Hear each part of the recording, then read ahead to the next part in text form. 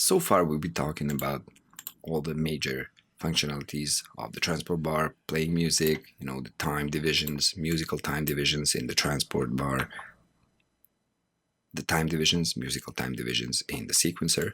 But what it actually is, what is a sequencer? Well, in Ableton we do have two views. We have the session view, where we can actually play different clips all together, creating music from several channels, or we have the arrangement view. And in arrangement view, you see your song in that timeline sense, as in any other digital audio workstation. I actually prefer this view to the session view because I'm so used to this arrangement kind of structure when making a song. To find your way within the sequencer, you can always go right up here above the ruler, which has your bars right there, your musical measurement, and you will get a small magnifying glass. You can click and then drag up and down to zoom in and zoom out. Plus, you can do the same thing in this overview window where you can see the entire arrangement, but in a smaller size, so that you can actually maybe even do this and then choose which part of the project you want to see. So this would be your macro overview while you're seeing something really zoomed in your project, so you know where you are, at which point in the song you are actually at right now, what you're seeing. So that's for zooming in and navigating. And you can also navigate left and right by just pulling right here. So if I zoom in, I can pull on the ruler down there. See the hand? So I can pull left and right. I can pull here left and right, but I can, pulling up and down, zoom in and zoom out. Now, another thing connected to this zoom in and zoom out is this grid size division right here. And it's sensitive to your zoom in ratio. So if you see, if I zoom even more, it goes up, up, up, up, up. So I can change that by right-clicking right there and choosing this adaptive grid to be, let's say, medium. And now it's 1/16 for this zoom in. And if I zoom in more, it goes up and down. Of course, it's connected to the zoom still, but it's going to be wider.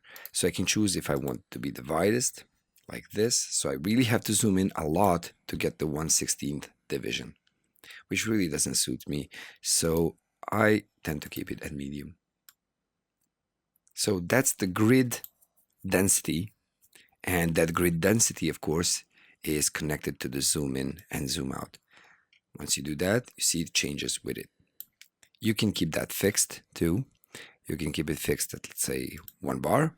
And now it's always going to be 1 bar. So it doesn't change when you zoom in and you zoom out. I like the adaptive one, since it really goes with the fact that if I zoom in more, I want to do something more precise, something connected to the narrower grid size. And this really works for me. Now, what happens in a sequencer? Well, we have tracks, and in these tracks we have sounds playing. Either it's MIDI that is triggering a synthesizer or a sampler, some kind of a sound generator, or we actually have audio files directly on audio tracks, and those are being played back as the playhead that we talked about already goes over them. Let me show you an example.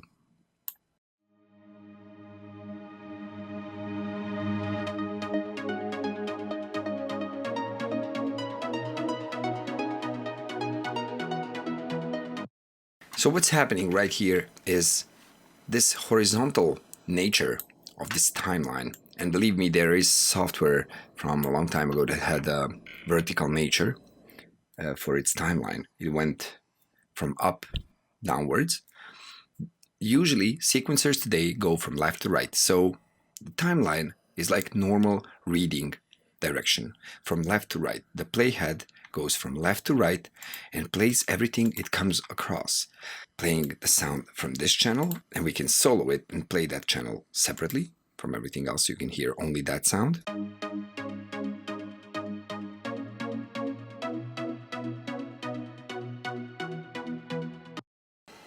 So that's one of them. And we have another one right here.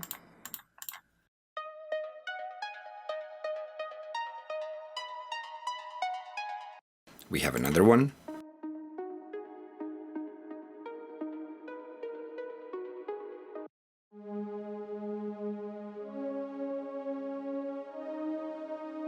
and so on and so forth.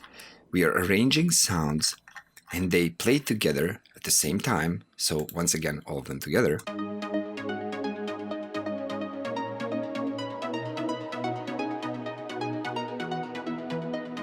So all of these sounds are being summed up together and played together, meaning that we actually sum them up. We add them together into one channel, this master channel.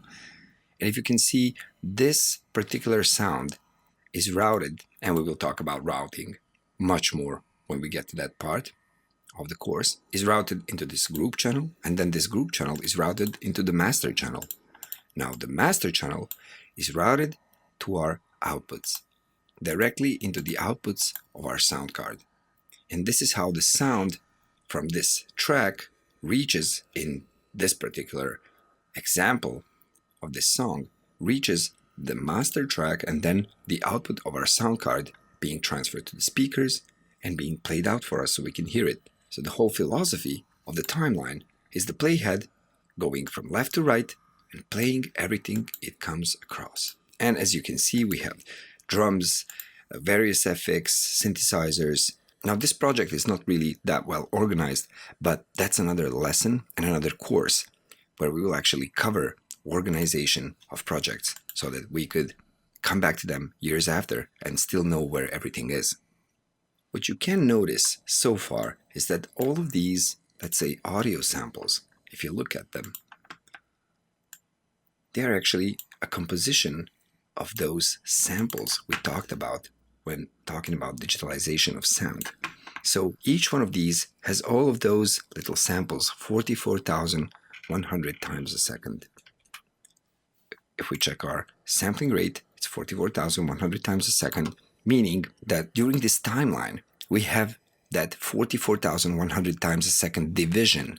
And each one of these samples has all of those divisions inside of it. Well, the minimum amount that we can move one sound left and right is actually one sample. We can't move it half a sample. All of those little 44,100 times a second values are perfectly aligned one under each other, one under another, like this. And this is how they are summed up. We are actually adding up the value of this sample and this sample, their value. And once we get that summed value of all of these one under another, this is transferred to the master track, and it gives us a new waveform combined from all of these waveforms that we have on our timeline. This is how we sum up the sound from all of these tracks and get our song.